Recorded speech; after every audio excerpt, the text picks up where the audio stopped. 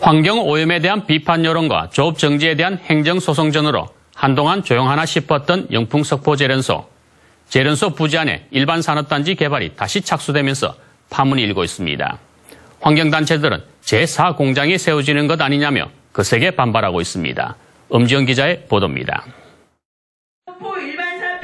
영풍제련소 공동대책위가 다시 모였습니다. 3년 전 개발 기간이 만료된 공장 주변 산지 18만 제곱미터에 다시 공사를 시작하겠다며 봉화군의 재승인을 요청한 겁니다. 제련소는 당시 착공 신고 없이 불법 토석 채취, 사전 공사를 하면서 공사 중지 처분을 받았는데 파헤친 산지에 대한 원상복구를 3년째 미루다 지난달 마지막 기한을 앞두고 슬그머니 재승인을 요청했습니다.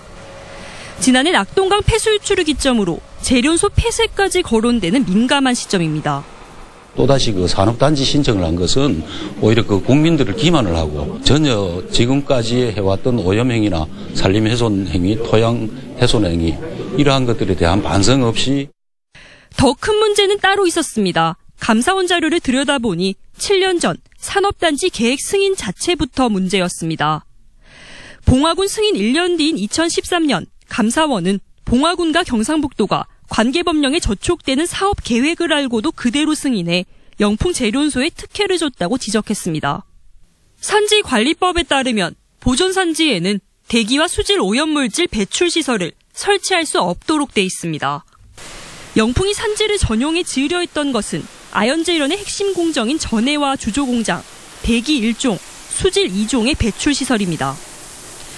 경상북도는 설치가 불가하다고 명확히 통보하지 않고 조건부 승인 의견을 냈고 봉화군은 여기서 더해 법령에 맞는 수정된 사업 계획을 영풍에 요구하지 않고 다음날 곧장 승인했습니다.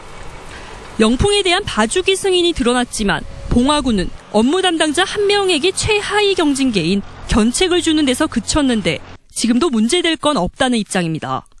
다른 산업단지도 이제 보존산지에서 산업단지를 조성을 한 게 있어요. 안 된다고 이제 의견 온 것들은 나중에 이제 공장을 만들 때 이야기고요. 예, 그리고 부지 조성하는 그게 산업단지 조성에 대한 의미는 아니라고 계속 말씀을 드렸는데.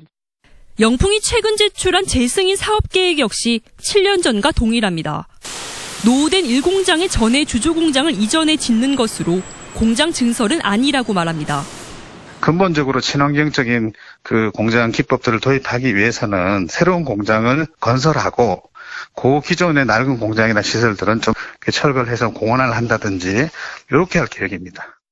관리 감독 주체인 봉화군 스스로 감사원의 지적사항을 또다시 정면으로 반복해 승인을 강행할지 이목이 집중되고 있습니다.